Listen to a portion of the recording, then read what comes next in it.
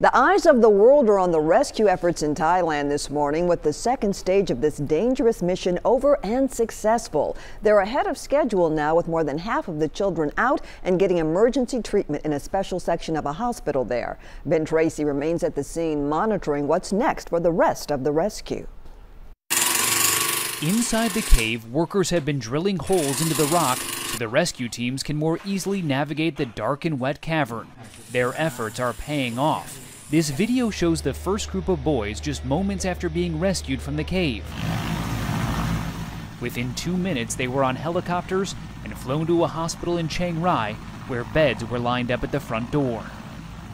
So far, Thai officials say the elaborate rescue operation has gone better and faster than they expected. A source tells CBS News they have added 5 more people to the international team of 18 expert divers in hopes they can rescue the remaining boys and their coach in a shorter period of time. Here's how this dangerous rescue mission works. Each of the boys is wearing a dive mask as they enter the murky water. The children can barely see anything in front of them. They are led by a diver who is carrying their oxygen tank and guided by a rope. Another diver follows them from behind.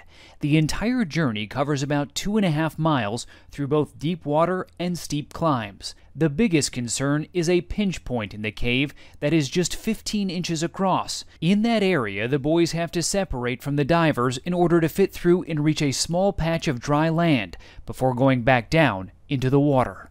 The Thai government says each boy, ranging in age from 11 to 16, and their 25-year-old coach was assessed and cleared by a doctor, and that the boys were made fully aware of the rescue plan, agreeing to face whatever it took to get out of the cave.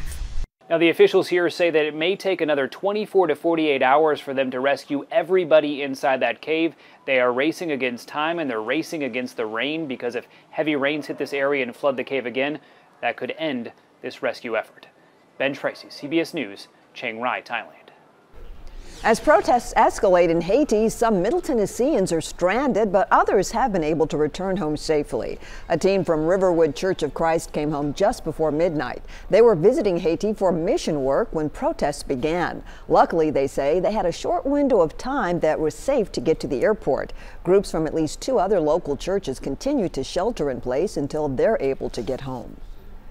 What initially came in as a welfare check is now a homicide investigation. Metro Police were called to check out the situation and had to use forced entry at this home on 21st Street North. An adult female was found dead inside, and investigators say they have someone in custody in Clarksville. The victim's name has not been released.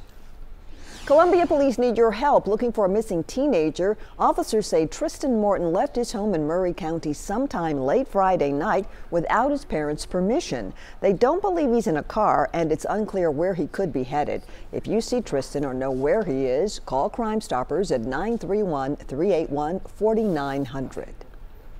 Metro Police continue to investigate a hit-and-run crash in the Bordeaux area that sent a woman to the hospital with life-threatening injuries. It happened after 3:30 on the southbound side of Clarksville Pike, just before Buena Vista Pike.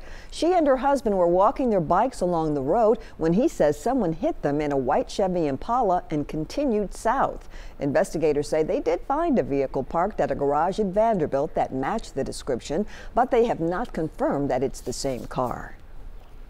President Trump is set to announce the next nominee to the Supreme Court tonight at the White House. CBS News has learned there are 4 finalists under consideration. They are appeals court judges Amy Coney Barrett, Thomas Hardiman, Brett Kavanaugh, and Raymond Ketledge. One of the factors that will contribute to the president's decision is the ability to get his choice through the Senate confirmation process. News Channel 5 and CBS will carry this announcement tonight in prime time, and it is scheduled for 8 o'clock.